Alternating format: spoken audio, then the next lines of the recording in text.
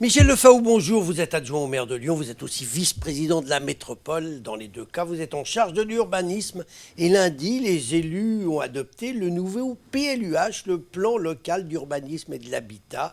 Un dossier que vous avez défendu, préparé d'abord et défendu devant vos collègues. Il a fallu 10 ans pour mener à bien ce travail. Comment ça se fait qu'il a fallu tout ce temps? Alors, bonjour Gérard Angèle. Bonjour. Non pas 10 ans, mais un tout petit peu moins de 7 ans. Oui, c'est à peu près la même chose. Pas tout à fait. Il nous a fallu un petit peu plus de temps que ce que nous avions envisagé pour plusieurs raisons. D'une part, l'élection municipale de 2014 et un fort renouvellement des exécutifs municipaux. Et donc nous avions souhaité faire une pause de quasiment une année afin que les nouvelles équipes municipales puissent prendre connaissance de ce nouveau document d'urbanisme tel qu'il était projeté.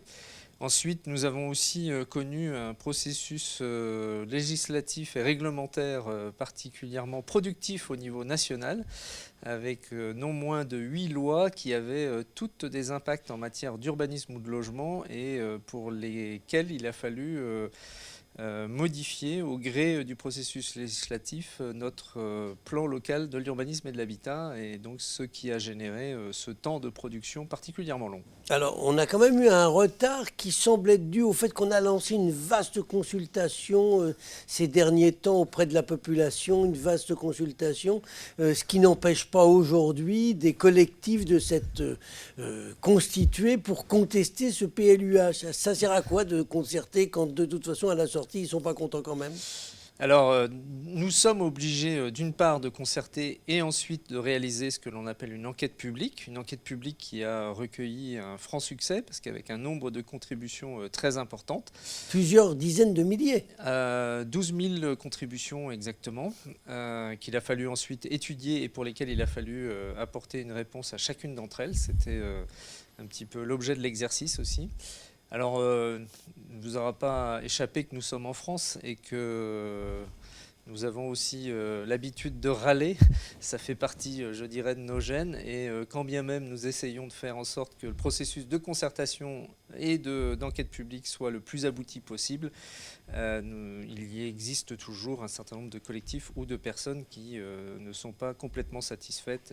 Et qui se font entendre actuellement. Et qui se font un petit peu entendre actuellement. Alors dites-moi, Michel Lefaou, comment on peut concilier à la fois le besoin de construire des logements, d'accueillir des entreprises et de préserver des espaces verts? Parce que c'est ça que vous voulez faire. Tout à fait. Et si je peux me permettre, j'ai regardé, alors, vous nous avez, paraît-il, augmenté les zones naturelles et agricoles de 3%. Vous nous dites que vous faites plus de paysages, plus de boisement, mais dans le même temps, vous faites aussi du logement. Vous faites toujours plus, c'est plus partout. Si vous faites plus quelque part, vous êtes obligé de faire moins ailleurs. Alors, nous faisons plus sur un certain nombre de sujets. Bien évidemment, l'accueil des entreprises, qui est et la préservation des capacités industrielles de la métropole. C'est le sujet essentiel parce que c'est ce qui va générer de la richesse que nous allons pouvoir ensuite réinvestir et redistribuer sur le territoire. Comme nous accueillons des entreprises, cela veut dire aussi des habitants supplémentaires. Donc, il faut pouvoir construire ces logements. Et en même temps, nos concitoyens sont aussi attachés à la qualité des paysages, à la qualité des espaces naturels, des espaces agricoles qui sont à proximité de la ville-centre.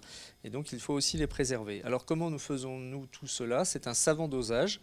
Mais vous n'avez pas pu tout augmenter, puisque de toute façon, c'est quand vous avez un gâteau, si vous faites 12 parts, si vous augmentez une part, vous êtes obligé d'en diminuer une autre. Alors nous diminuons quelque part, et notamment des zones qui étaient auparavant vouées à l'urbanisation et qui ne le seront plus demain.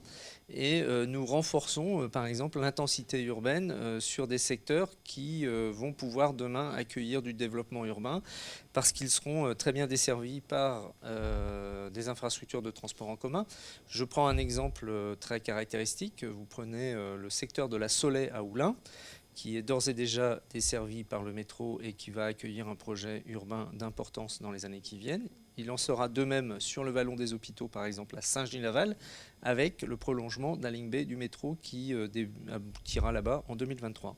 Dites-moi, en ce qui concerne le logement, j'ai vu que votre ambition affichée, c'est de développer l'offre à prix abordable. Vous savez qu'on est à 8 000 € le mètre carré en presqu'île. Est-ce que vous appelez ça des prix abordables, vous? Non, justement, et c'est justement pour lutter contre Ça va baisser cette inflation des prix. Alors, ce que nous souhaitons déjà, c'est pouvoir maintenir ce niveau, enfin ce niveau de 8 000 € non, le mètre carré. pas de 8 000 € du mètre carré, qui sont vraiment ces niveaux de prix concernent un très petit nombre de logements, mais de faire en sorte que le prix moyen puisse se stabiliser et que, y compris, on puisse proposer d'autres formes d'accès à la propriété pour nos concitoyens, avec notamment la mise en place d'un office foncier solidaire qui fonctionnera un peu sur le principe des baux HCL, c'est-à-dire une dissociation de la propriété du foncier de celle du bien immobilier en question. Et donc ce qui devrait nous permettre de réduire notamment la part du foncier qui est aujourd'hui très importante dans le coût d'un logement, en lissant le coût de ce foncier sur une durée très longue. Et ça sera réservé uniquement aux gens modestes ou tout le monde pourra en profiter? Ce sera réservé dans un premier temps à ce qu'on appelle les primo-accédants, c'est-à-dire ceux qui souhaitent devenir propriétaires pour la première fois, ainsi qu'aux personnes qui ont un peu moins de ressources que les autres et qui souhaitent quand même être propriétaires, parce que tout le monde, d'une part, ne souhaite pas être locataire et tout le monde n'a pas non plus accès au logement social. Et ça sera effectif quand? Alors nous allons passer une délibération au Conseil métropolitain de septembre pour une mise en œuvre d'ici la fin de cette année. Et avant de nous quitter, un petit mot. Votre plan, il est adopté, donc il va bientôt être en activité, opposable, j'imagine. Et on parle déjà de le réviser. Alors, oui, alors il sera bien évidemment opposable. Ça sert à quoi d'avoir fait un plan si demain on va dire, bah oui, ce qu'on a fait c'est bien, mais on va le réviser pour changer des choses parce que c'est pas adapté? Pour plusieurs raisons. D'une part, il sera opposable le 18 juin, donc ce qui permettra aux collectivités et aux maires de pouvoir délivrer des permis de construire à compter de cette date. Et ensuite, tout document n'est jamais figé, parce qu'il y a aussi la vie des projets, la vie des territoires.